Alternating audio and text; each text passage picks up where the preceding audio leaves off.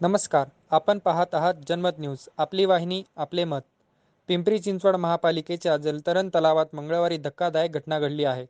पिंपरी चिंचवड महापालिकेच्या कासारवाडी येथील जलतरण तलावातून अचानक क्लोरीन गॅस लिकेज झाला आहे. यामुळे जलतरण तलावात पोहण्यासाठी आलेल्या 20 ते 22 जणांना श्वास घेण्याचा त्रास सुरू झाला. तसेच परिसरात क्लोरीन गॅस पसरल्याने काही मीटरपर्यंत नागरिकांना खोकला आणि गळ्याचा त्रास होत आहे. नागरिकांना श्वास घेण्यात त्रास होत होता.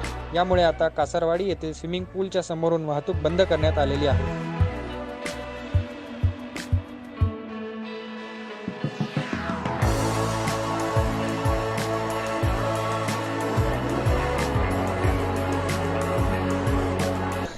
नवनवीन बातम्या बघण्यासाठी आमच्या चॅनलला सबस्क्राईब करायला विसरू नका.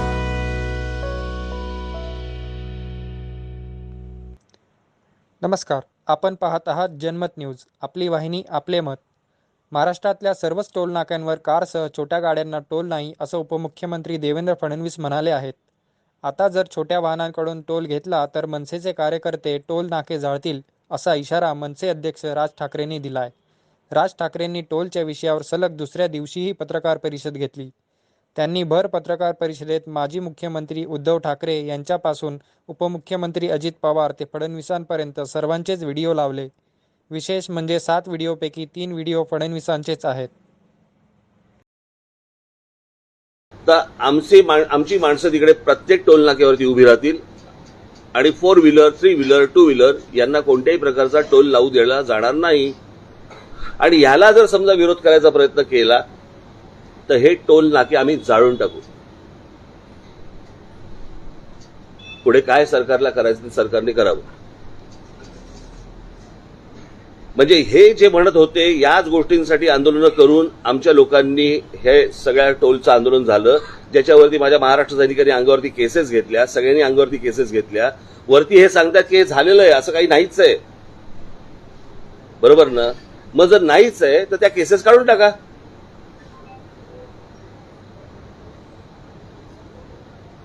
आणि जर समजा राज्य सरकार म्हणते की 4 व्हीलरला, 3 व्हीलरला आणि 2 व्हीलरला जर समजा नाहीच आहे, टोल कुठे घेतलाच जात नाहीये, तर म्हणजे हे टोल नाकेवाले लुटतायत. काहीतरी त्याचं उत्तर तर द्यावंच लागेल त्यांना.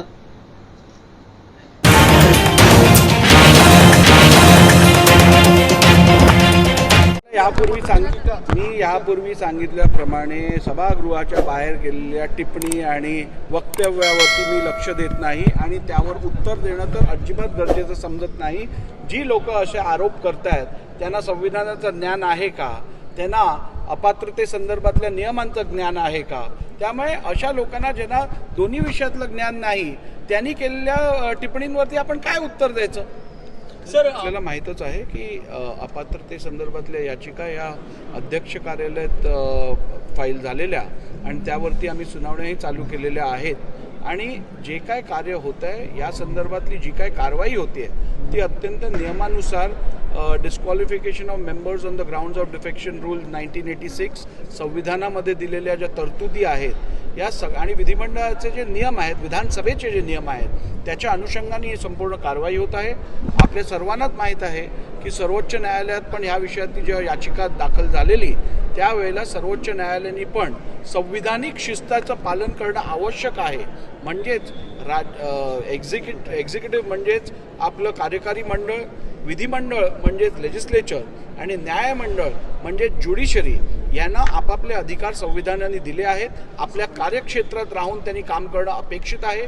अध्यक्षांचे अधिकार हे अबाधित ठेवत अध्यक्षांवरतीच या याचिका ठरवण्याची जबाबदारी सुप्रीम कोर्टाने दिलेली आहे आणि त्यामुळे कुठेही संविधानाचा अवमान होणार नाही.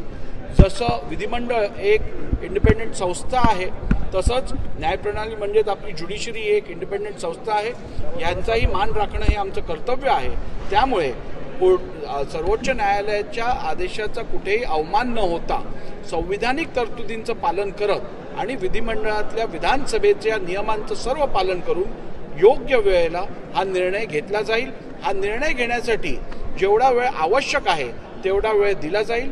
नैसर्गिक न्यायाच्या तत्वावरती सर्वांना आपली संधी दिली जाईल आपलं म्हणणं मांडण्यासाठी. आणि त्यामुळे मी आपल्या माध्यमातून राज्यातील आणि देशातील जनतेला आश्वासित करू इच्छितो की हा निर्णय घेताना कुठच्याही प्रकारचा दिरंगाई केली जाणार नाही आणि त्याचप्रमाणे कुठच्याही प्रकारची घाई केली जाणार नाही, ज्यातून मिसकॅरेज ऑफ जस्टिस होऊ शकेल. आणि मला खात्री आहे की लवकरच आपण या संदर्भातला निर्णय घेऊ. एक लक्षात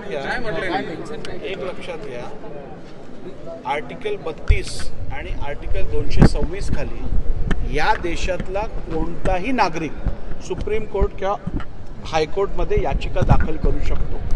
याचिका दाखल केली म्हणजे त्यांनी मांडलेली बाजू ही सत्य असा कायदा नाही आहे. एखादी याचिका फाईल झाल्यानंतर नोटीस इश्यू केली जाते.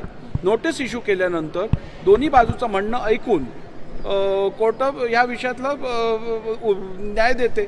आणि आपल्याला माहिती असेल की यापूर्वीही अशीच याचिका दाखल झाली, त्यावरती कोर्टाने सांगितलं आहे की विधिमंडळाचा अधिकार ह्याच्यात हस्तक्षेप करण्याची गरज नाही आहे.